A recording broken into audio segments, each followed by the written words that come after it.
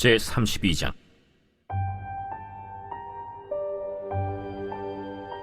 야곱이 길을 가는데 하나님의 사자들이 그를 만난지라. 야곱이 그들을 볼 때 이는 하나님의 군대라.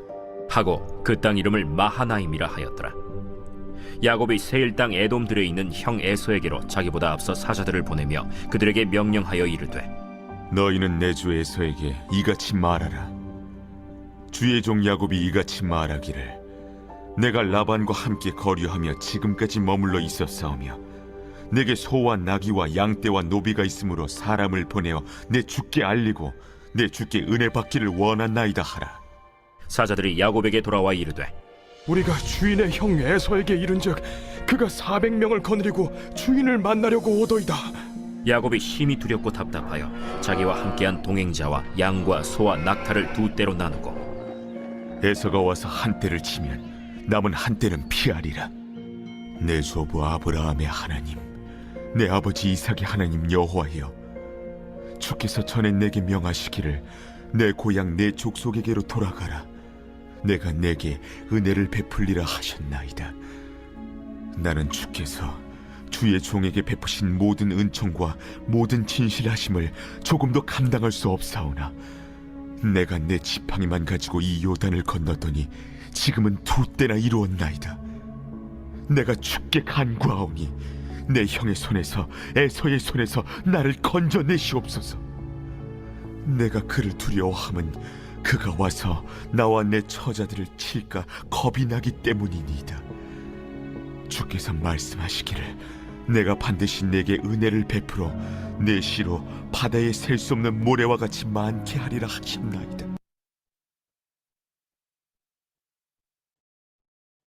오늘 오늘 본문 말씀에서는 야곱이 가나안 땅에 들어와서 기도하는 말씀입니다. 야곱이 20년 만에 가나안 땅에 돌아왔습니다. 가나안 땅에 돌아오자마자 신비한 체험을 하였습니다. 하나님의 사자들이 지나가는 것을 보게 된 것입니다. 야곱은 하나님의 사자들을 만났던 곳을 마하나임이라고 그 장소를 이름 붙였습니다. 마하나임의 뜻은 하나님의 군대라는 이런 뜻입니다. 야곱이 20년 전에 가나안 땅을 떠나려고 갈 때 베델에서 신비한 체험을 하였습니다. 꿈에서 천사들이 나타나서 하늘과 땅을 오르락 내리락 하였습니다. 그 신비한 체험 속에서 하나님의 약속의 말씀을 받았습니다. 20년 후에 이제 야곱이 가나안 땅에 돌아왔는데 신비한 체험을 한 것입니다. 하나님의 군대를 본 것입니다. 이때 야곱의 마음이 어땠을까요? 야곱의 마음에 믿음이 가득했을 것입니다. 성령이 충만했을 것입니다. 용기가 불솟듯 났을 것입니다.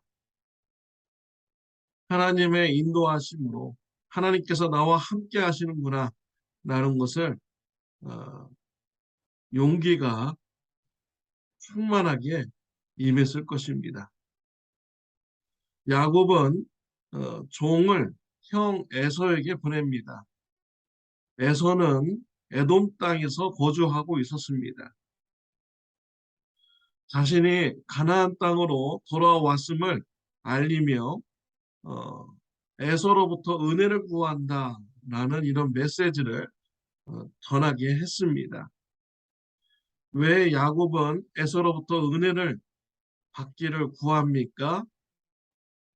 에서를 속이고 아버지를 속이고 장자의 축복 기도를 도둑질하였기 때문이죠. 이 일로 인해서 형 에서가 야곱을 죽이기로 결심을 하였습니다.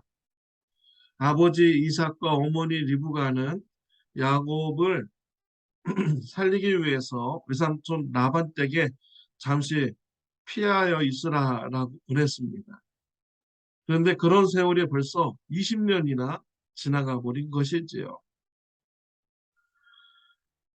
야곱은 가나안 땅에 돌아왔을 때 형 에서의 그런 용서가 필요했던 것입니다. 용서해 달라고 은혜를 베풀어 달라고 종을 통해서 소식을 보낸 것입니다. 종이 돌아왔습니다. 소식을 알려줍니다. 에서가 지금 400명의 군대를 거느리고 오고 있다라는 이런 소식을 알려주었습니다. 야곱은 이 소식을 듣고서 두려움에 빠지게 되죠. 왜 에서가 400명이나 되는 군사를 데리고 왔을까? 우리를 공격하려고 하는 것일까? 라는 의심의 마음도 가지고 두려움의 마음을 가집니다. 그래서 자신의 가축대를 두 떼로 나누고 자신과 함께하는 사람들을 두 떼로 나누었습니다. 한 떼가 공격받으면 다른 한 떼는 도망가라고 말해 주었습니다. 야곱은 조금 전까지만 해도요, 하나님의 군대를 만나서 믿음이 올라갔습니다. 용기가 충만했죠. 그런데 바로 에서로부터 오는 이런 나쁜 소식을 듣고서 두려움의 마음에 가득 차게 된 것입니다. 이것이 바로 우리 인간의 모습입니다. 때로는 성령 충만하고 용기가 충만해서 믿음이 막 생길 때가 이렇게 있죠. 그런데 어느 날 갑자기 나쁜 소식, 어려운 환경, 이런 것이 닥쳐버리면 야곱과 같이 금방 두려움에 쌓이고 또 넘어지는 이런 모습이 바로 우리 인간의 모습입니다. 나만 그런다고 생각하지 마시길 바랍니다. 나만 믿음이 막 올라갔다가 또 어떨 때는 막 떨어지고 그렇다고 생각하지 마시기를 바랍니다. 우리 인간이 연약한 것입니다. 모두 다 그래요. 어려움이 닥쳤을 때 그때 중요합니다. 우리가 낙심하고 두려움에 빠질 수 있습니다. 그러나 믿음이 있는 사람은요, 하나님께 나아갑니다. 하나님께 기도합니다. 하나님께 소망을 둡니다. 하나님의 능력임을 고백하고 기도의 자리로 나가게 되는 것이죠.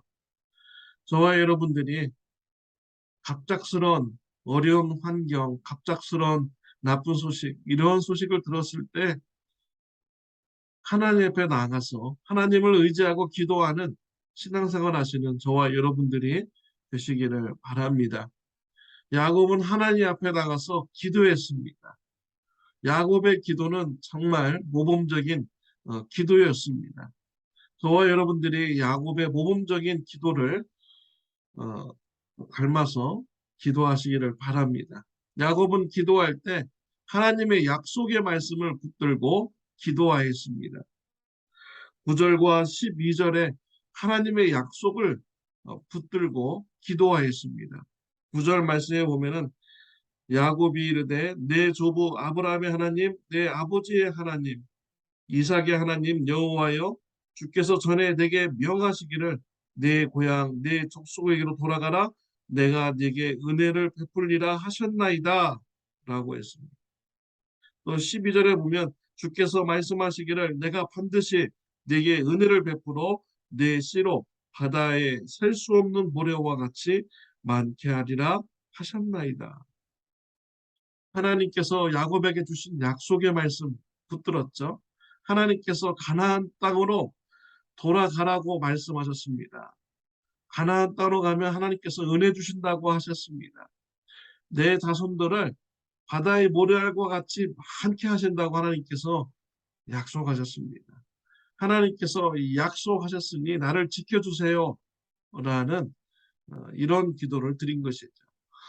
나는 형 에서로 인해서 죽임을 당할까 두려움 가운데 있습니다. 하나님께서 가나안 땅으로 돌아가시면 은혜 주신다고 하고 자손에 대한 약속을 주신다고 했사오니 약속을 지켜주세요 라고 간구한 것입니다.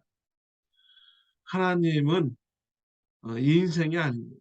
하나님은 사람이 아닙니다. 그래서 실현하지 않으시는 분이 바로 우리 하나님이신 것이죠. 한번 약속하시면 반드시 지키시는 분이 바로 우리 하나님이신 것입니다.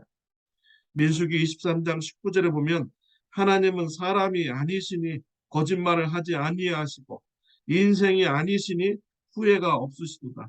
어찌 그 말씀하신 말을 행하지 않으시며 하신 말씀을 실행하지 않으시랴 라고 했습니다. 하나님은 우리 사람과 다릅니다. 하나님은 한번 말씀하시면 그 말씀을 지키시는 분이 하나님이십니다. 그래서 우리는 기도를 드릴 때 하나님의 약속의 말씀을 붙들고 우리가 기도를 드려야 됩니다. 그럴 때 하나님께서 그 기도를 들으시고 응답하여 주십니다. 마태복음 5장 18절 말씀에 보면은 진실로 너에게 이르노니 천지가 없어지기 전에는 율법의 1.1획도 결코 없어지지 아니하고 다 이루리라 라고 했습니다. 하나님의 말씀 1.1획도 없어지지 않는다겠습니다. 모두 다 이루신다고 하나님께서는 성경을 통해서 약속해 주셨습니다. 두려움의 마음을 들을 때